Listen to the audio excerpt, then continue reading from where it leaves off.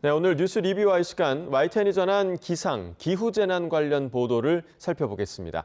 함께 이야기 나눌 두 분 모셨습니다. 먼저 김은정 시청자 평가원입니다. 이동우 해설위원 실장입니다. 자, 올겨울 들어 기상 관련 보도 많이 전해드리고 있는데요. 이전과 다른 점도 눈에 띄고 있습니다. 날씨로 생길 수 있는 각종 사고들이 같은 날에 서로 다른 지역에서 잇따라 발생해서 많은 인명과 재산 피해를 낸 사례는 충격적이기까지 했는데요. 예측할 수 없었던 상황들을 눈앞에 피해로 접하게 되면서 국민 불안은 클 수밖에 없을 것 같습니다. 자, 언론 역시 이 부분을 어떻게 바라보고 또 보도해야 할지 고민이 깊어질 수밖에 없을 텐데, 자, 관련한 YTN 보도 어떻게 보셨습니까? 예, 말씀해 주신 것처럼 지난 한 달을 돌아보면 최강 한파, 폭설, 강풍, 가뭄, 산불, 겨울에 우리나라에서 자주 접하게 되는 재해와 재난 관련 보도, 키워드를 모두 확인할 수 있었던 것 같습니다. 예. YTN은 한파나 폭설에 대한 기상 상황과 이로 인한 사건, 사고를 실시간으로 전달했습니다. 올겨울 첫눈이 오던 날, 지난 12월 4일이었는데요. 서울과 경기 지역 시민들은 아마 집으로 가는 길이 가장 멀었던 날로 기억하고 계실 겁니다. 예. 사실 며칠 전부터 기상청에서는 눈을 예보하고 있었습니다. 맞습니다. 그러니까 첫눈이었지만 상당히 많은 눈이 왔었고요. 저도 오전 시간부터 한파, 폭설과 관련한 기상청의 발표를 전했던 기억이 좀 나는데요. 예, 네. 맞습니다. YTN은 당일 오후부터 날씨 보도 횟수를 늘려서 퇴근 시간 무렵 눈이 예보되어 있다는 점과 도로 결빙 가능성을 전달해서 상황을 예측할 수 있도록 도왔습니다. 오늘 오후 늦게부터는 서울 등 내륙으로도 눈이 내릴 것으로 보여서 대비가 필요합니다. 오늘 오후 늦게부터 밤사이 내륙 쪽으로도 눈이 추가로 더 내릴 것으로 보이기 때문에 퇴근길 미끄럼 사고 위험이 커지겠습니다. 본격적으로 눈이 집중되는 시간은 퇴근 시간대인 오후 6시 전후가 될 걸로 예상했습니다. 눈이 오는 시간은 길지 않지만 짧은 시간 동안 다소 강하게 내리겠다고 예보했는데요. 기상청은 오늘 퇴근길은 물론 내일 아침 출근길까지 추위 속의 빙판길과 도로 살얼음 위험이 커지겠다며 사전 대비를 철저히 해달라고 당부했습니다. 그렇게 퇴근 시간 무렵에 집중된 눈은 극심한 교통 정체를 불러왔습니다. 특히 내부순환도로 나들목이 통제되면서 이미 내부순환도로에 진입한 차량들은 현재 밖에서 어떤 일이 일어나고 있는지도 모르는 채 움직이지 않는 차량 행렬 안에 갇혀 있는 상황이 되었는데요. 기자들이 직접 현장에 나아가서 도로 통제와 복구 상황에 대해서 실시간으로 전달했습니다. YTN은 이어서 전문가를 전화 연결해서 폭설로 인해서 차량이 고립된 상황에서 어떻게 대응해야 할지 행동 요령을 상세히 전달했습니다. 네, 말씀하신 대로 눈은 모두 그쳤지만 도로가 얼어붙으면서 교통 흐름이 사실상 마비됐습니다. 제 뒤로 보시면 앞서 도로에 진입했던 차량들이 길게 꼬리를 물고 서서 정체가 극심한 상태입니다. 곳곳에 경찰차와 통제 차량 그리고 제설차가 나와 있는 모습도 보입니다. 서울시는 내부순환로에 제설차 20여 대를 동원해 제설 작업을 진행하고는 있지만 언제쯤 통행이 재개될지는 아직 알 수 없는 상황이라고 밝혔습니다. 지금 쌓인 눈들이 이제 얼어붙으면서 밤사이에 대부분의 도로들이 눈길이 아니라 이제 빙판길로 변할 가능성이 높거든요. 그렇다고 한다면 이제 내일 아침 오전까지는 계속 이렇게 차량 운행이라든지 보행에 상당히 좀 위험하기도 하고 또 장애가 될 수가 있어서 각별한 주의가 필요하다 이렇게 보겠습니다. 차량이 멈춘 상태로 대기를 하셔야 된다면 차량의 시동을 계속 유지하는 것들이 오히려 더 위험할 좀 안 좋을 수가 있거든요. 그렇기 때문에 이런 경우에는 히터 같은 것들을 조금 더 줄이시고 오히려 그 안에서 이렇게 차량에 이제 운행에 관련된 부분들이 가능하게끔 유지를 하실 필요가 있고요.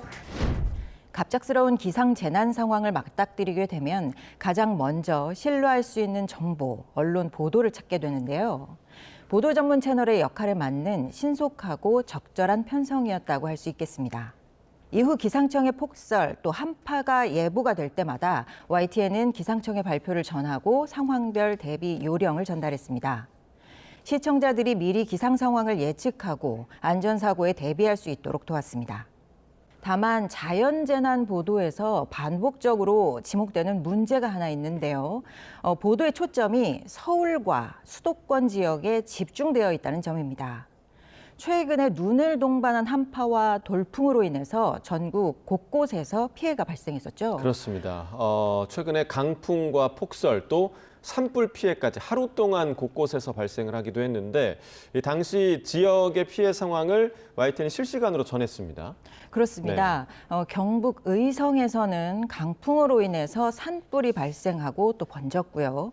경북 상주시 서산 영덕 고속도로에서는 도로 살얼음으로 의한 것으로 추정되는 대형 교통사고가 동시다발적으로 발생해서 13명의 사상자가 났습니다. 강풍 때문에 수도권에서는 1명이 숨지고 물적 피해도 컸고요. 전남과 제주에서는 눈과 강풍의 영향으로 배편과 항공편 교통이 통제되었습니다. 오늘 오후 2시 20분쯤 경기 의정부시 호원동에 있는 1층짜리 건물에 간판이 떨어지면서 행인 1명이 숨졌습니다. 가로 8m, 세로 1.5m 크기의 간판과 벽돌 등이 함께 떨어졌는데 여기에 깔린 20대 남성이 심정지 상태로 병원으로 이송됐지만 숨졌습니다. 경북 상주시 서산영덕 고속도로에서 첫 사고가 난 건 오전 6시 10분쯤. 대형 화물차가 넘어지면서 가드레일을 뚫고 추락한 겁니다. 곧이어 반대 방향에서도 트레일러가 앞서가던 차를 들이받았습니다. 경찰은 동시다발로 발생한 이번 사고의 원인으로 도로 위 살얼음을 주목했습니다. 새벽에 내린 비가 영하의 날씨에 얼어붙었다는 겁니다. 관계기관이 살얼음 방지를 위해 제설제를 예비 살포했지만 사고 구간 전까지만 작업이 이뤄졌던 것으로 확인됐습니다. 제주공항에도 초속 20m가 넘는 강풍이 불어 항공기 운항에 일부 차질이 발생했고 해상 풍랑특보로 제주와 육지를 잇는 대부분 여객선도 결항했습니다. 이러한 사안은 YTN 보도에서는 대부분 지역 기자의 취재를 통해서 단순 사실로만 전달되었고요. 후속 보도나 해설은 찾을 수가 없었습니다. 일부 사고는 시청자 제보 영상에 의존하고 있는 것으로 보이기도 했고요. 아무래도 비수도권에 대한 취재, 보도, 대책이 필요해 보입니다. 예. 자, 당시 갑작스러웠던 기상 상황에 대한 보도의 아쉬운 점을 지적해 주신 것 같습니다. 그렇습니다. 이렇게 지역 곳곳에서 갑작스럽게 극단 기후 현상이 나타나고 있는데요. 이렇게 우리나라의 최근 날씨는 예측하고 대비하기가 더 힘들어졌습니다. 사실 기습 강설과 예측하기 어려운 돌풍, 이로 인해서 각지에서 일어나고 있는 사건, 사고에 언론도 대비하고 보도하기가 쉽지 않을 것 같습니다. 이런 경우 어떻게 보도해야 할지 선택과 집중이 쉽지 않았을 것 같은데요. YTN의 고민의 흐름을 알려주시면 유익하겠습니다. 네, 말씀하신 것처럼 이제 한국의 기후 변화는 이제 갈수록 심해지고 있는 그런 상황 아니겠습니까? 정부에서는 지난해 기후 재난 시대가 시작됐다 이렇게 선언하기도 했어요. 예. 이에 따라서 YTN은 기후재난 보도 비중을 키우고 내용도 강화하려고 노력을 하고 있는데요. 지난 1월 10일 주말뿐만 아니라 1년 내내 기상이변이 이슈인 상황이라고 할 수 있겠죠. 이럴 때마다 선제적으로 대비하고 보도국 과학기상부의 기상캐스터와 기자들뿐만 아니라 사회부 기자, 전국구 기자들이 유기적으로 보도를 이어가면서 현장 보도를 대폭 늘리고 있는 상황입니다. 아울러 관련 전문가 출연도 이제 강화하고 있는데요. 극단 기후는 재난과도 같기 때문에 빠르고 신속하고 정확한 보도가 우선 중요하다고 할 수 있겠죠. 예. 또 단순히 보도하고 끝내는 것뿐만 아니라 심층적으로 들여다보고 전망과 추가 대비 등이 상당히 필요한 상황인데요. 이러한 부분은 전문가 출연 또는 전화 연결로 짚어주고 있습니다. 더욱 깊어지는 이제 고민의 지점은 이러한 기후 재난을 시청자들이 일상처럼 받아들이면서 무신경해지는 부분이라고 할 수 있겠는데요. 어떻게 하면 국민 모두 나 자신의 일로 받아들이고 기후 재난을 줄이기 위한 노력을 개인적인 측면, 정부적 측면, 또 지구적 측면으로 함께 해야 한다는 인식을 키울 수 있을지를 고민하고 있다는 점입니다. 예. 아울러 더욱 관련 보도에도 힘을 쏟아가도록 하겠습니다. 네. 자, 지금 말씀해 주신 것처럼 우리 모두가 기후위기를 나의 일로 인식할 수 있도록 또 지속적으로 깊이 있는 보도를 이어가겠다라는 입장을 설명을 해 주셨는데요. 자, 그렇다면 최근 보이고 있는 이 유례 없는 기상 현상들, 왜 이런 상황이 나타나게 된 건지 그 원인을 짚어주는 것도 중요할 텐데, 자, 관련해서 YTN 보도는 좀 어땠습니까? YTN 보도가 실시간 기상 상황과 위험 상황 발생 시의 행동 요령에 대한 정보 전달 기능을 충실하게 수행하고 있다. 다만 기상 이상과 이상 기후 관점에서의 분석과 대책 마련을 위한 의제 설정 면에서는 아쉽다. 큰 틀에서 이렇게 요약할 수 있을 것 같습니다. 계절이 바뀔 때마다 되풀이되는 대기 불안에 최근의 전 지구적 이상기후 현상까지 더해져서 어느 때보다 기상 상황을 예측하고 대비하기가 힘든 때인데요. 기후 위기와 관련해서는 어느 정도 그 심각성에 있어서 공감대가 형성되어 있다고 봅니다. 이제 미시적인 취재와 사안별 대응책 촉구에서 한 발 더 나아가서 거시적 관점에서 기후변화 문제와 연결이 필요한 시점으로 보입니다. YTN 보도에서 몇 가지 그러한 시도가 보였는데요. 지난 연말 2025년 한 해를 돌아보면서 급격한 계절과 날씨의 변화를 기후 재난의 관점으로 연결한 보도가 있었고요. 3월 봄의 시작과 함께 찾아온 건 꽃 소식이 아닌 불길이었습니다. 여름에는 극과 극으로 치닫는 기후가 한반도를 뒤흔들었습니다. 강릉과 동해안에는 비 한 방울 내리지 않는 극심한 돌발 가뭄에 시달렸고 호남과 영남 등 전국 곳곳에서는 하늘이 무너진 듯한 기록적인 집중호우가 쏟아졌습니다. 같은 계절, 정반대의 재난이 동시에 나타난 겁니다.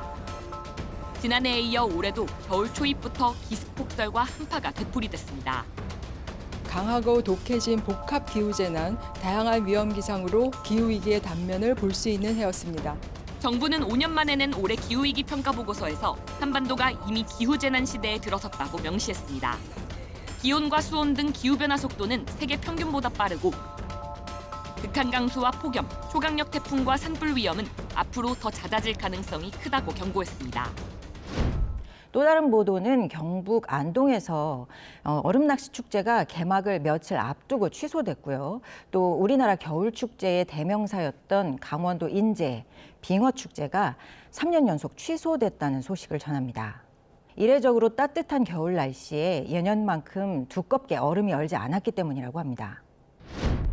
매년 겨울이면 하천이 두껍게 얼어 썰매와 얼음 낚시를 즐기는 축제가 열려왔습니다. 해마다 30만 명이 찾았는데 올해는 개막을 불과 며칠 앞두고 축제가 취소됐습니다. 수만 명이 한꺼번에 몰리는 만큼 얼음 두께가 평균 25cm는 넘어야 하는데 올해는 15.6cm에 그쳐 개최가 어렵다고 판단한 겁니다. 강원도에서는 인제 빙어 축제가 3년 연속 취소됐고 평창 송어 축제도 개막을 한 주 늦추는 등 전국 겨울 축제들이 기후변화에 직격탄을 맞고 있습니다. 이제 단순히 날씨의 변화가 아니라 우리의 삶과 문화가 달라져야 할 때임을 보여주는 사례입니다. 이처럼 날씨와 기상은 지금까지 경험해보지 못한 형태로 급격하게 변하는데 보도는 이전의 보도 형식만을 반복해서는 안 되겠죠. 그러려면 기존의 단편적인 날씨 예보, 기상청 발표 전달 보도만으로는 대응이 어려울 겁니다.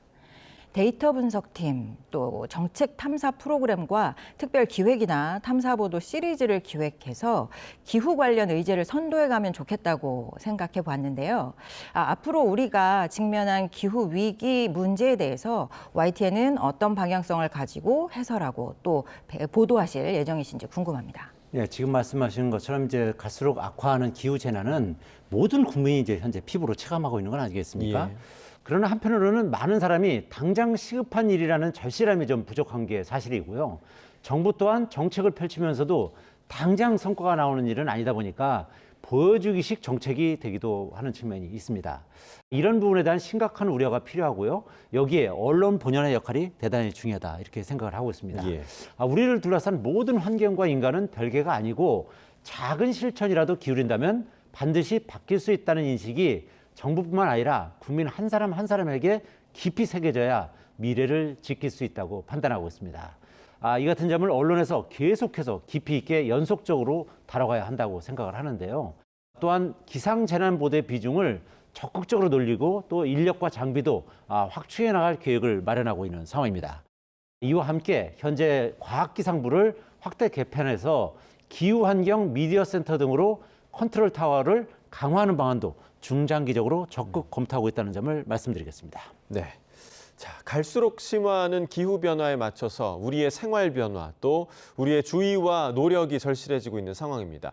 단순한 날씨 전달을 넘어 개인과 사회의 안전을 위한 정보 제공, 또 사회적 대응책이 마련될 수 있도록 계속해서 노력하겠습니다.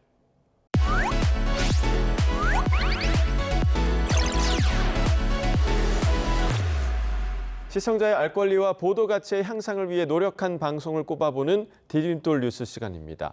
자, 평가원님, 이번 주 주목할 만한 보도 어떤 보도가 있었습니까? 예, 이번 주 디딤돌 뉴스로는 앞서 말씀드린 맥락에서 앞으로의 활약이 기대되는 YTN 기상 재난 전문 기자의 보도를 꼽았습니다. 이 보도는 최근의 급격한 기상 변화를 기후 재난의 관점에서 보다 폭넓게 해석하고 있습니다.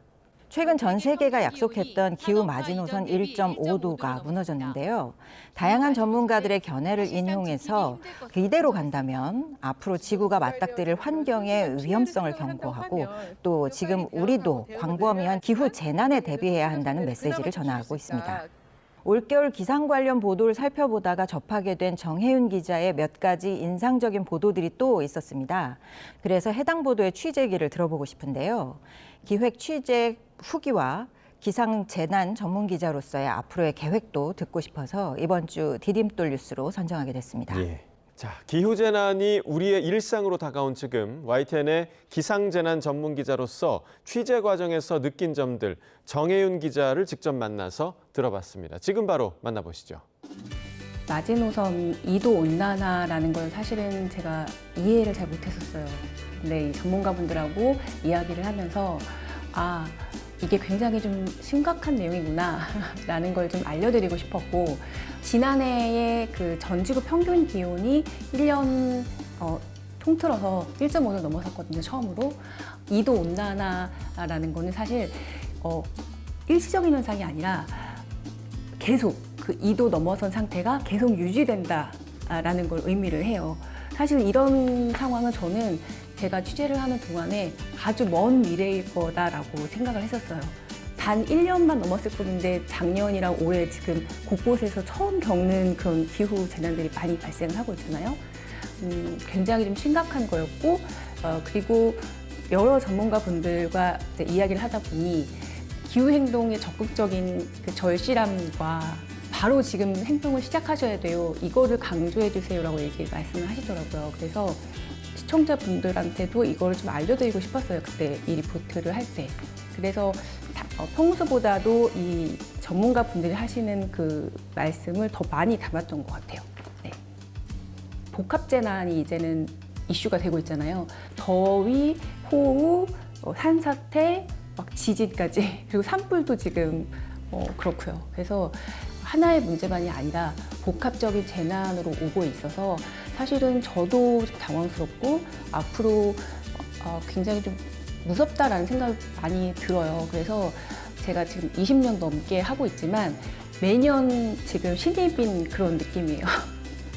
그래서 앞으로도 조금 더 빨리 그리고 안전하게 그 정보를 전달해 드리는 게 저희도 또 다른 책임이 아닐까 이런 생각을 하고 있습니다. 네, 그럼 오늘 뉴스 리뷰와이 마무리해 보겠습니다. 두 분 오늘 말씀 잘 들었습니다. 고맙습니다.